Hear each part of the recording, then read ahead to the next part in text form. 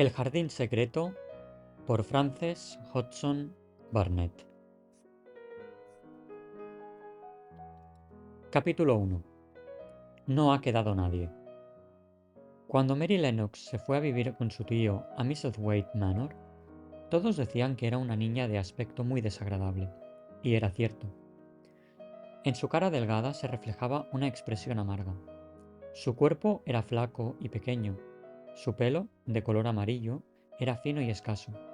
Su rostro era también pálido, quizás porque había nacido en la India, en donde por una razón u otra enfermaba continuamente. Su padre había sido empleado del gobierno inglés y sus obligaciones eran innumerables. Su madre, una mujer de gran belleza, solo se preocupaba de asistir a las más alegres fiestas.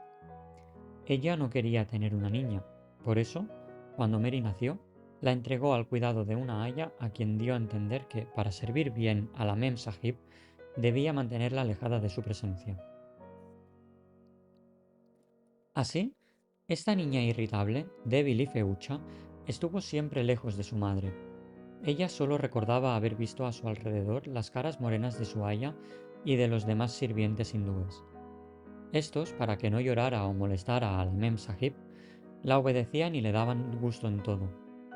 De esta manera, al cumplir los 6 años, Mary se había convertido en un ser tiránico y egoísta. La joven institutriz inglesa contratada para enseñarle a leer y escribir le tomó tal antipatía que a los 3 meses dejó su trabajo. Otro tanto ocurrió con las institutrices que la sucedieron, y si a Mary no le hubiera interesado verdaderamente saber lo que contenían los libros, ni siquiera habría aprendido a leer. Tenía casi 9 años cuando una mañana de intenso calor la niña despertó muy malhumorada. Se enfadó aún más al ver a su lado a una sirvienta que no era su aya. ¿Por qué has venido?, preguntó. Yo no quiero que te quedes. Envíame a mi aya. La mujer, que se veía asustada, solo atinó a tartamudear que su aya no podía acudir. Mary se enfureció de tal manera que la sirvienta, cada vez más atemorizada, solo atinaba a repetir que el aya no podía cuidar a la Missy Sahib.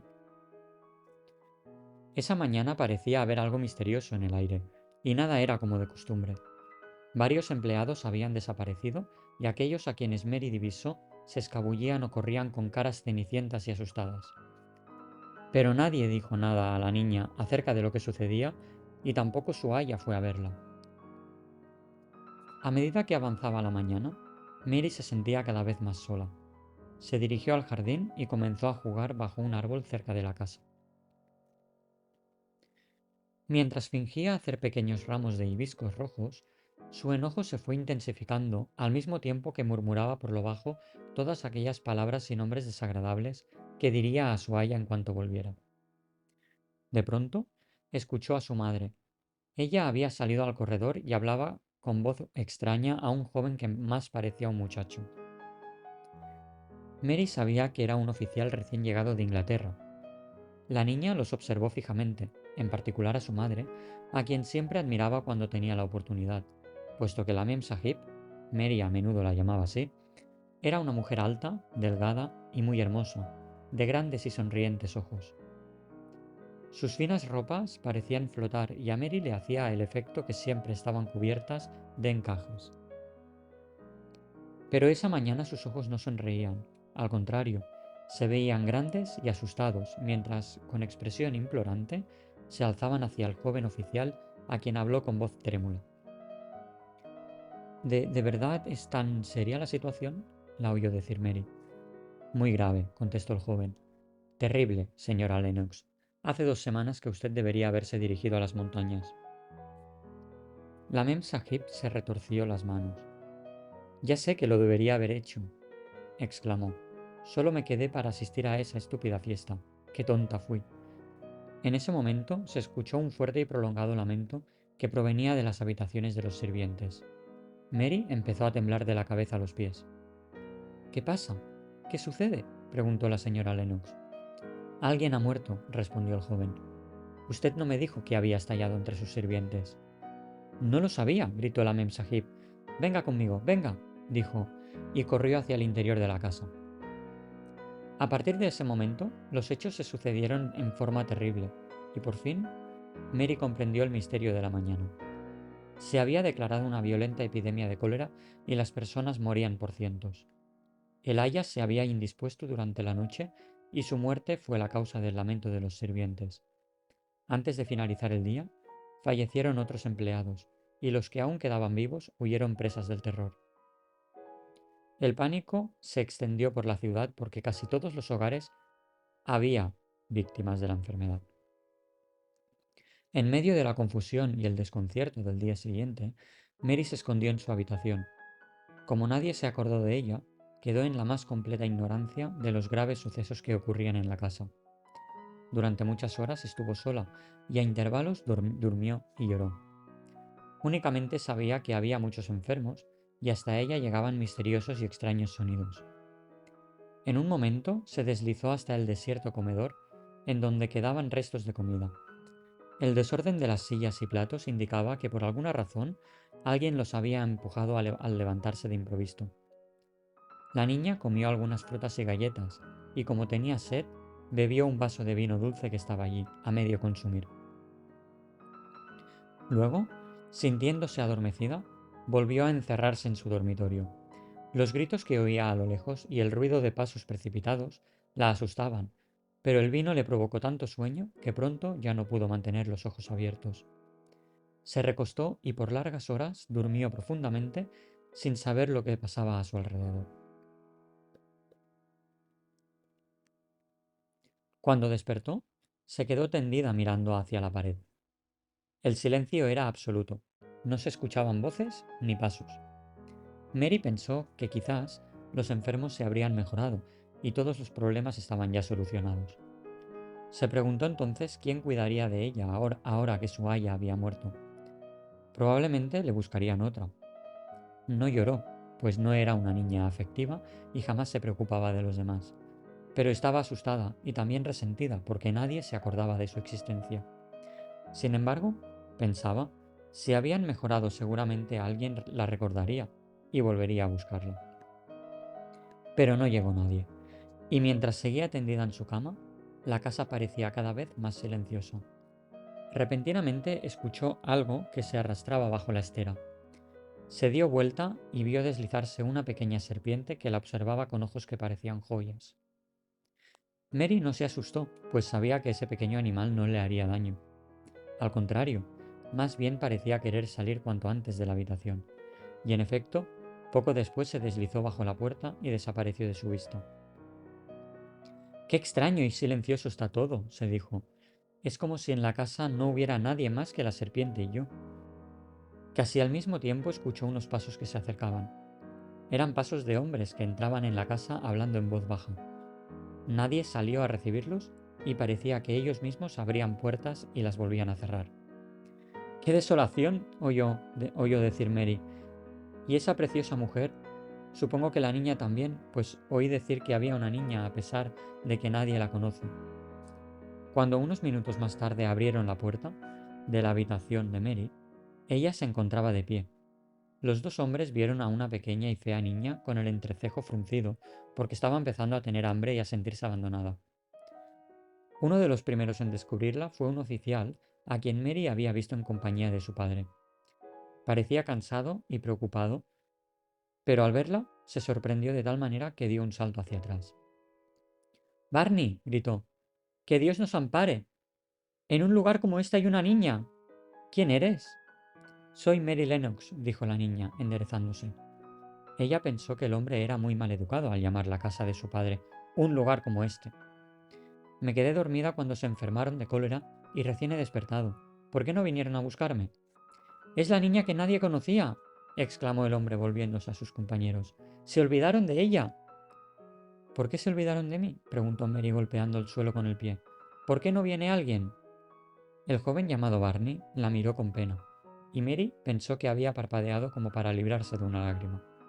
Pobre pequeñita, exclamó. No ha quedado nadie que pueda venir. De esta extraña y repentina manera, Mary descubrió que ya no tenía padre ni madre.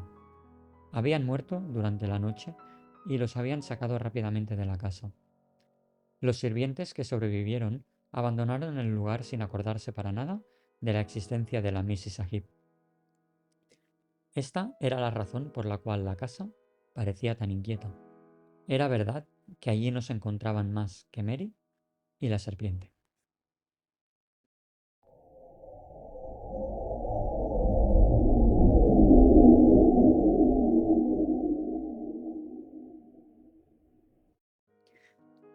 Capítulo 2.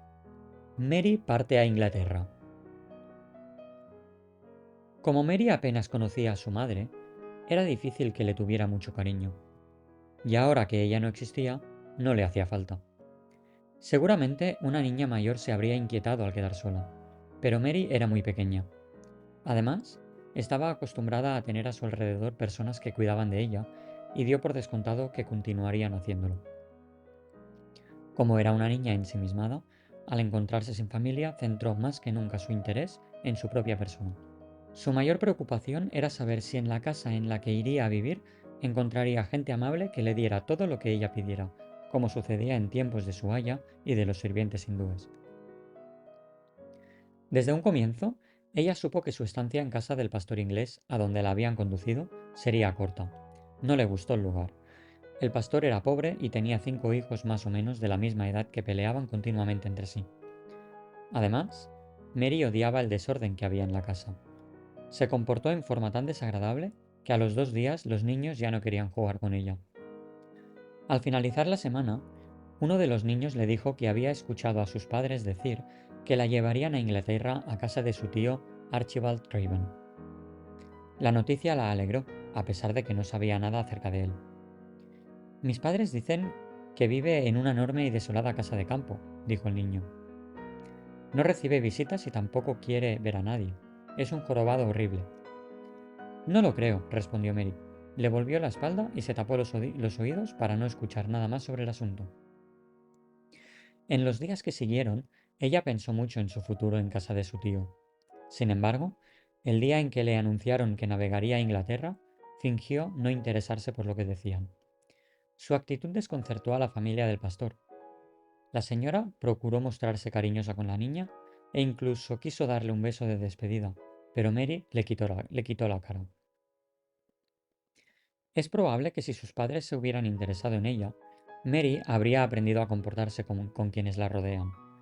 Pero la indiferencia con que siempre la trataron y el mismo hecho de que muchas personas ni siquiera conocieran su existencia habían marcado su carácter. Mary efectuó la larga travesía hasta Inglaterra al cuidado de una señora inglesa que llevaba a sus hijos al colegio. En Londres la esperaba la señora Medlock, ama de llaves del señor Craven, en cuya compañía haría el viaje hacia el campo.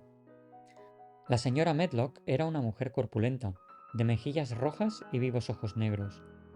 A Mary no le simpatizó, lo que no era de extrañar, porque en general no le gustaba ninguna persona. A su vez, al ama de llaves tampoco le entusiasmó la niña. Entretanto, Mary sentía enorme curiosidad por saber detalles acerca de su tío y sobre la casa a donde se dirigían. ¿Qué clase de lugar sería?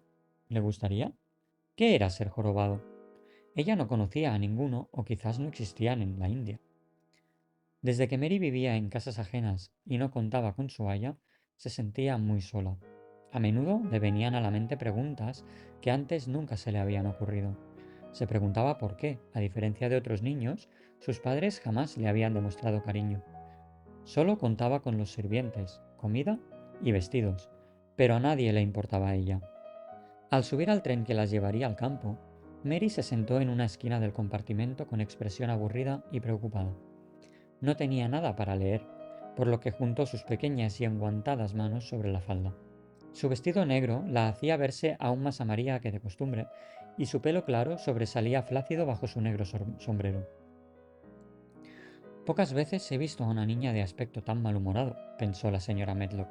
Ella no estaba acostumbrada a ver que niñas de la edad de Mary se sentaran rígidas y quietas sin hacer nada. Al fin, cansada de observarla, el ama de llaves habló con voz dura, pero animadamente. Supongo que debo prevenirla, dijo. La llevo a un lugar bastante extraño. Mary no contestó, y la señora Medlock se desconcertó ante la aparente indiferencia que demostraba la niña. Después de una pausa, continuó. En cierto modo, es un lugar grandioso, pero deprimente. El señor Craven está muy orgulloso de su propiedad y la quiere, aunque de una manera más bien melancólica. La casa, situada al borde del páramo, fue construida hace 600 años. Tiene cerca de 100 habitaciones, aunque la mayoría está cerrada con llave. Hay valiosas pinturas y hermosos muebles antiguos que han estado allí por años. A su alrededor se extiende un enorme parque con flores y árboles cuyas ramas en ocasiones rozan la tierra. La señora Medlock hizo una pausa y repentinamente dijo: Pero no hay nada más. Sin querer, Mary había escuchado. La descripción de la casa le interesó, puesto que difería de todo cuanto ella había conocido hasta el momento. Además, lo nuevo siempre la atraía. Pero no quiso demostrar el interés que sentía, y continuó muy quieta. Su aparente indiferencia era una de las características más desagradables de su temperamento. Bueno, dijo la señora Medlock, ¿qué le parece? No lo sé, contestó la niña. No conozco esa clase de lugares. La explicación hizo reír a la vieja señora. Por favor, exclamó. Parece el comentario de una persona mayor. ¿Es que no le interesa? La verdad es que no importa si me interesa o no, dijo Mary. Tienes razón, repuso la señora Medlock. No entiendo por qué la han traído a vivir a Misselthwaite Manor, a no ser que para el señor Craven sea la solución más sencilla. Él no se molestará por usted, se lo aseguro. Jamás se ha incomodado por nadie. Repentinamente se detuvo como si recordara algo que no debía mencionar. Él tiene la espalda torcida, dijo finalmente. Eso hizo de él un joven amargado, a pesar de su dinero y de su enorme casa. Solo cambió cuando se casó. Aun cuando Mary no quería demostrar interés por lo que la señora Medlock le contaba, la miró con sorpresa. Jamás pensó que el jorobado fuera casado. Al advertir su mirada de atención, el ama de llaves continuó su relato. A ella le gustaba hablar, y esta era una buena manera de acortar el trayecto. Era una dulce y preciosa mujer, y él estaba dispuesto a hacer cualquier cosa por ella. Nadie creyó que esa joven se casaría con él, pero lo hizo. Incluso hubo personas que pensaban que se casaba por su dinero, pero yo estoy segura de que no fue así. Cuando ella murió, Mary dio un salto involuntario. «Ah, falleció», exclamó sin quererlo. En ese momento, la niña recordó un cuento que había leído. Este trataba de un pobre jorobado y de una princesa, por lo que Mary sintió mucha pena por el señor Craven. «Sí, murió», contestó la señora Medlock. «La muerte de su esposa lo convirtió en un hombre muy extraño. Ahora no le interesan las personas, ni quiere ver a nadie. Se pasa la mayor parte del tiempo viajando, y cuando está en Misselthwaite se encierra en el ala oeste de la casa, y no deja entrar más que al viejo Pitcher, quien lo cuidó de niño y conoce su manera de ser». Parecía una historia salida de un libro, y la niña quedó muy deprimida. La perspectiva de vivir en casa de su tío habría sido más alentadora si la hermosa señora aún viviera. «No espere ver al señor Craven, porque le ha puesto 10-1 que no lo verá», continuó la señora Medlock. «Tampoco confíe en que encontrará personas con quienes hablar. Tendrá que jugar sola. Se le indicarán las habitaciones a las que puede entrar, pero el jardín es suficientemente grande para usted. Además, no podrá deambular ni husmear dentro de la casa. El señor Craven no lo aceptará». «Yo no tengo intenciones de husmear», dijo la pequeña Mary con amargura. En un momento determinado había sentido compasión por su tío, pero ante las explicaciones del ama de llaves dejó de tenerle lástima y pensó que bien se merecía lo que le había sucedido. Resentida, dio vuelta la cara hacia la ventanilla del tren sobre la cual azotaba una lluvia gris. Ante sus ojos, el paisaje se volvía cada vez más oscuro, y al observarlo fijamente, sus ojos se fueron cerrando hasta que se quedó dormida.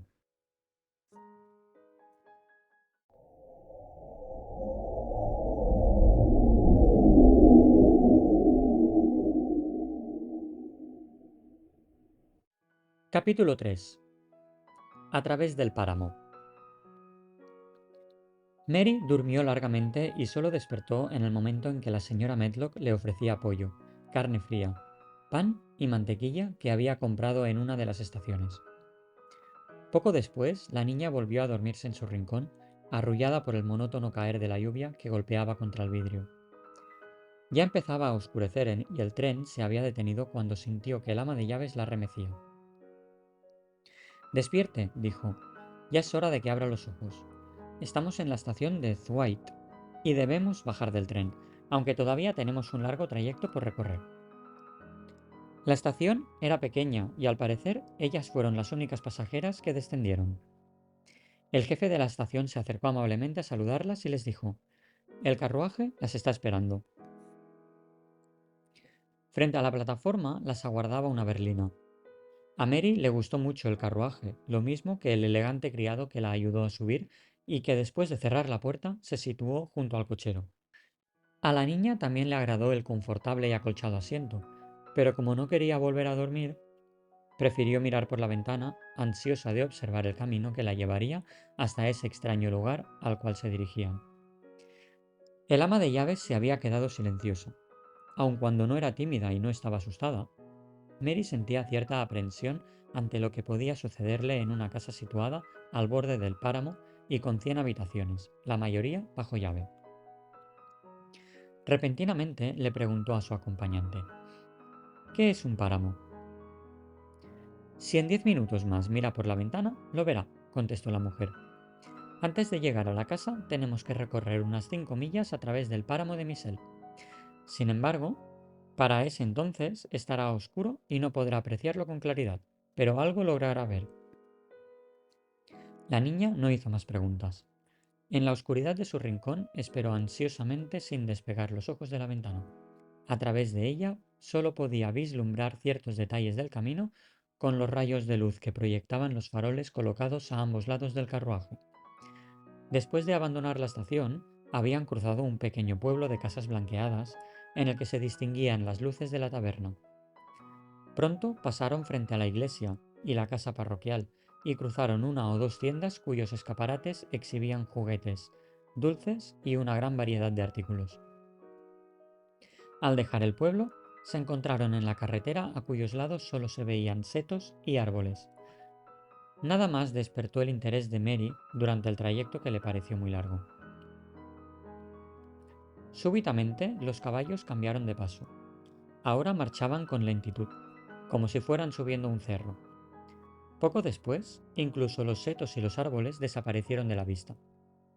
Como Mary no percibía nada, excepto la densa oscuridad que la rodeaba, se inclinó hacia adelante presionando su cara contra el vidrio. En ese momento, el carruaje se sacudió. ¡Eh! Seguro que ya llegamos al páramo, dijo la señora Medlock.